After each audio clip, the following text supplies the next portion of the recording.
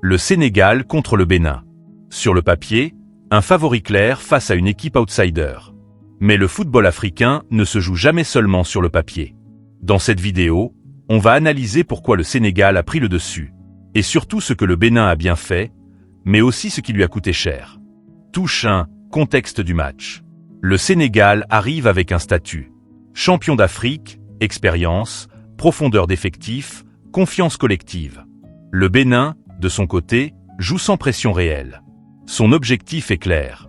Résister, fermer les espaces et profiter de la moindre erreur. Dès le départ, on comprend que ce match va opposer la maîtrise sénégalaise à la discipline béninoise. Touche 2, la maîtrise tactique du Sénégal. Le Sénégal a contrôlé le match par son organisation. Les lignes étaient compactes. Le milieu de terrain bien positionné. Et la récupération du ballon très rapide après chaque perte. Résultat, le Bénin a rarement pu installer son jeu.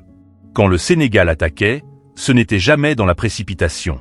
Le ballon circulait calmement, forçant le bloc béninois à se déplacer constamment.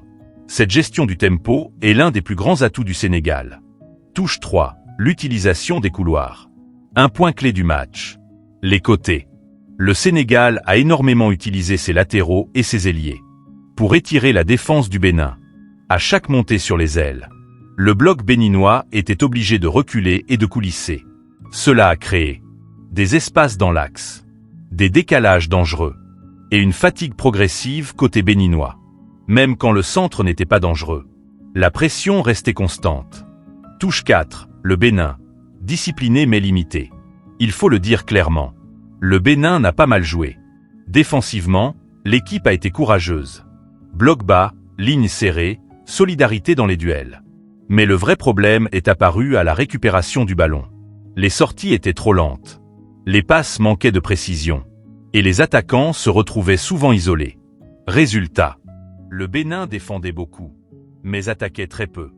Touche 5, la différence mentale. C'est ici que le match s'est vraiment joué. Le Sénégal n'a jamais paniqué, même sans marquer rapidement. L'équipe est restée calme, concentrée, patiente. Le Bénin, lui, a dû défendre pendant de longues séquences. Et mentalement, c'est épuisant.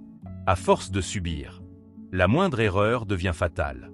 Le Sénégal, avec son expérience des grands matchs africains, a su attendre le bon moment. Touche 6, la gestion du match. Une autre grande force du Sénégal. La gestion. Quand accélérer? Quand ralentir? Quand garder le ballon? Le Sénégal a joué comme une équipe qui sait exactement ce qu'elle veut sur le terrain. Le Bénin, malgré sa combativité, n'a jamais réussi à reprendre le contrôle émotionnel du match. Touche 7, ce que le Bénin peut améliorer. Ce match donne aussi des enseignements positifs pour le Bénin. Améliorer la transition défense-attaque. Être plus précis dans les premières passes. Oser un peu plus quand l'occasion se présente. Avec plus d'audace et de justesse technique, le Bénin peut devenir beaucoup plus dangereux. Brain conclusion. Ce Sénégal, Bénin n'a pas été gagné sur un exploit individuel, mais sur la maîtrise collective. Organisation, patience, expérience et gestion mentale ont fait la différence. Et ce match rappelle une vérité simple du football africain. Index revers pointant vers la droite blanc, les grandes équipes gagnent même quand le match est compliqué.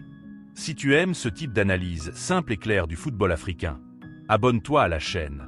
Et dis-moi en commentaire quel match tu veux analyser ensuite.